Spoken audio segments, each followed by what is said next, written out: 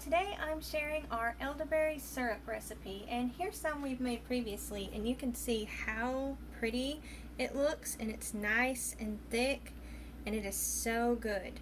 Now, whenever I first started making elderberry syrup, I did the standard recipe that you find online, where you use ingredients like ginger and cloves and cinnamon, and a lot of these spices are found in your pumpkin pie spice. I will have a recipe and video of that if y'all would like to check that out. Other things people put in them, I didn't do this the first time, but they use star anise. It kind of has a licoricey flavor, and we did not like that. Even with just these other spices, no one would eat it. So I had to come up with a recipe to where people would actually enjoy eating it and not dread eating it.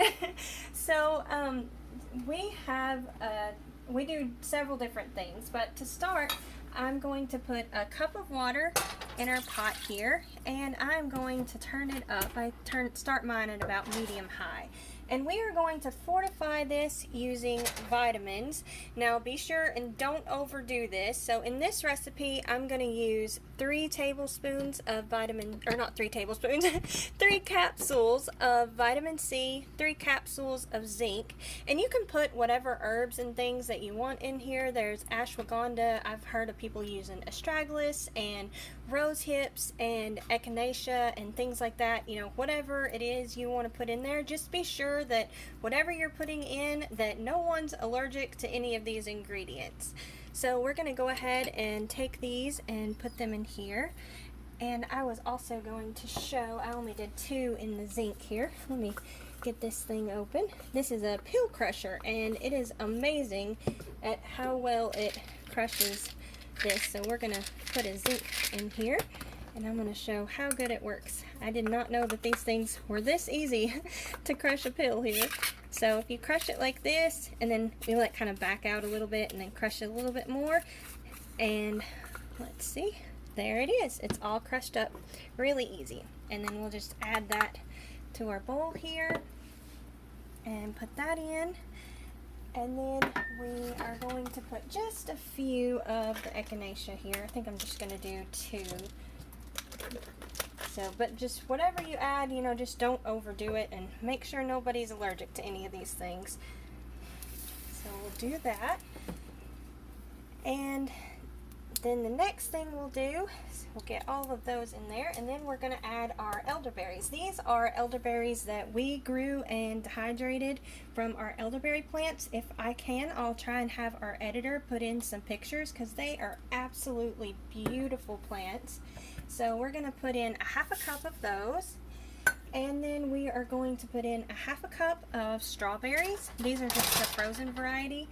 And then we're going to put in a cup of wild blueberries. We get these at Walmart, and they're just the frozen variety too, but they help add to that really pretty color as well that the elderberries have. And then we're also going to put in some sugar. Now, if you're afraid of sugar, I'm going to be having a video coming out with our honey elixir that we make too. So y'all be sure and subscribe so y'all can see that. So we're just going to let this come up to a boil. And you want this to kind of be a good rolling boil. You don't want it to be like crazy and out of control or anything, but you want it to be a good boil. And you let it boil for about 20 to 30 minutes until it starts to get really good and thick. And after all of these ingredients have started to kind of melt down a little bit, you can use a potato masher and mash them down and extract even more goodness from all of these berries. I know a lot of people don't like to, or don't think that blueberries have much good in them, but they're that dark color just like the elderberries, and have lots of good anthocyanins in them and things like that. And you know, fruits, at least I believe, fruit's still really good for you. So we'll do that. Wait for that to come up to a boil. And if y'all aren't growing elderberries, y'all really should. They are so easy. But I recommend, if you want to grow them, you buy the actual plants instead of the cuttings. I don't have the best luck with the cuttings. Even the ones that I take from my massive plants that I have, I've had much better luck just trying to get the roots and all from the plants. And They are so beautiful. They have these umbrella shapes with tiny little white flowers on them. It's so cute. Whenever it rains, there'll be these little white petals everywhere in the puddles and stuff, and it looks amazing. It looks kind of magical. But I really love the plants, and not only me that loves the plants, the birds and the wildlife, they absolutely love the plants too. We have a set of cardinals that will make nests in them several times a year and hatch their babies, and we also have had several female tanagers that we've seen at one time come to them. They're pretty rare around here for us. So we're still waiting on that to come up to a boil.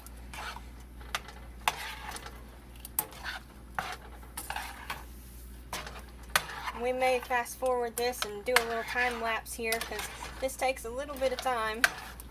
Not real long. It's really easy to do. You just got to make sure that nothing is going to burn at the bottom. And it's really simple. It just has to boil down a little bit. But as it's boiling, you're getting all of the goodness extracted out of all this berries and all the fruit here. You can already see it's starting to take on that pretty purple color. Yeah, there you go. And then it'll just get thicker and look beautiful, just like it does in the jar. And we're really excited to have elderberries again. We make lots of different syrups, different ones throughout the year. In the springtime, we make dewberry syrups, and in the summertime, we make blackberry syrups. And then in the fall time, we have our elderberry syrups. I make quite a few different things with elderberries too. We make gummies, and we make tinctures, and we even make a glycerin extract out of it that you can use for children or people that can't have alcohol. We make that, and the good thing about this is if you have kids, I know they really don't seem to like these stronger flavors of like the cinnamon and stuff that most people's recipes have, and they really enjoy more sweeter flavors like this. So it's a lot easier to get kids to have stuff like this, and it's really easy. I mean, you can just have it on your breakfast in the morning, on your pancakes and waffles or biscuits or whatever you would like. I know some people even take elderberries and they make a jam out of it, or jelly.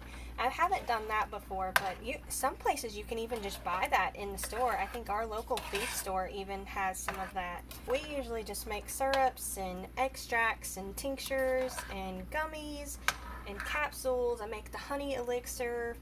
I'm trying to think. Oh yeah, we also make a pop with this, or soda, a carbonated drink that is really good to get your kids to take it too. I'm trying to think what else that we do. I think that's about it.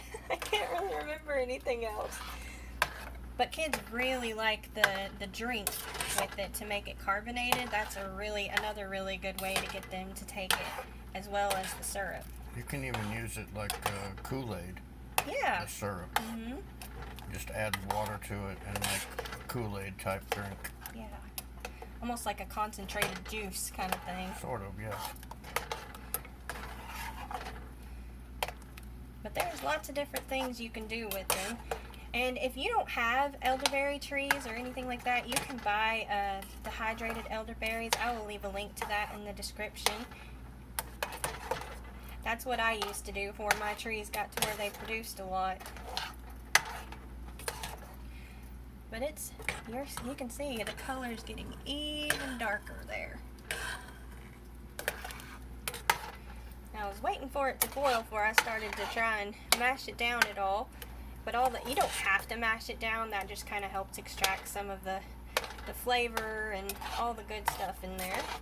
I will also have a link to this in the description with a printable recipe on my blog, and I'll leave the recipe also in the description. You don't have to stir it constantly, but you want to stir it pretty regularly because some of the frozen fruits, they tend to sink to the bottom and you don't want them to burn.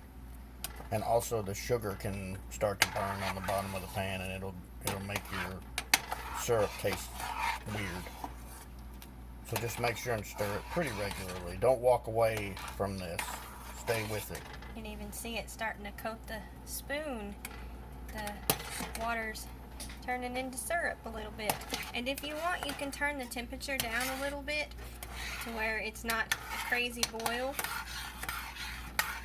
It'll just get done faster if you boil it a little higher temperature, but you also don't want it to be like a crazy boil. So I'm going to turn it down just a little bit.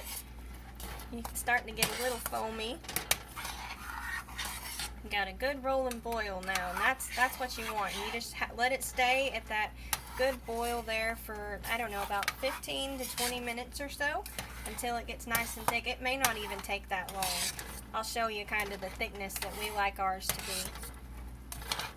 Okay, since it's boiling now, I'm going to go ahead and give this a mash here. I just use a potato masher and mash it as best as I can. That really gets the blueberries especially. They mash up really good. And all we're doing is just extracting as much as we can out of them. You can see the strawberries are starting to break up into smaller pieces. It's hard to tell what's blueberries and what's elderberries. Just mash it up however long you like. Like I said, you don't even have to do this step. You can even see how it's starting to coat the sides of the pan. It's starting to get nice and thick. I think that's probably good. I don't see any really big chunks anymore. And it's hard to push it down now that there's not big chunks. So we'll call that good. And we'll just let it sit here and boil a little longer. You can see it's getting really dark after boiling just a few minutes. It does not take long, and it really starts to extract all the goodness out of all the berries.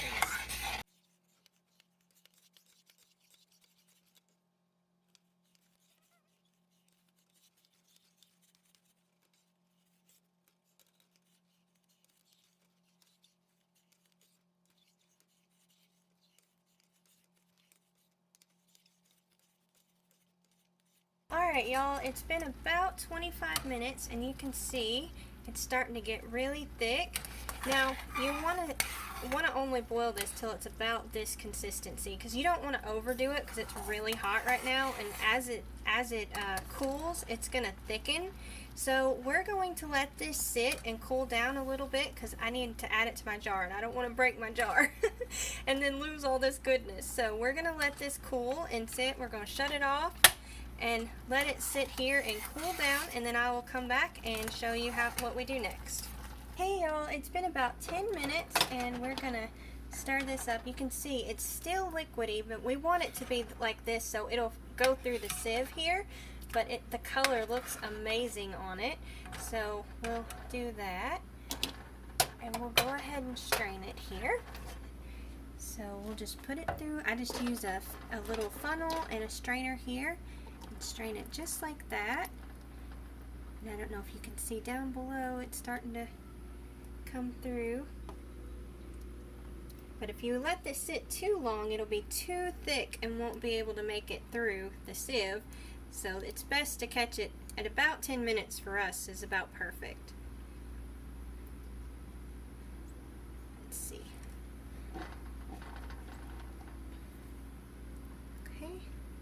I think that's good, and you can take a spoon and kind of move it around a little bit to get the syrup to go past all your berries there. But you can see how well it cooked down, and like you can't even hardly tell what's what. So that worked out pretty good. Now you can double or triple your batch, whatever you want to make. I have the measurements of what I gave you here, and you see it makes about that much in a quart jar. I still have some from whenever I had made it before, so that I didn't need a whole lot. But this keeps really well in your refrigerator.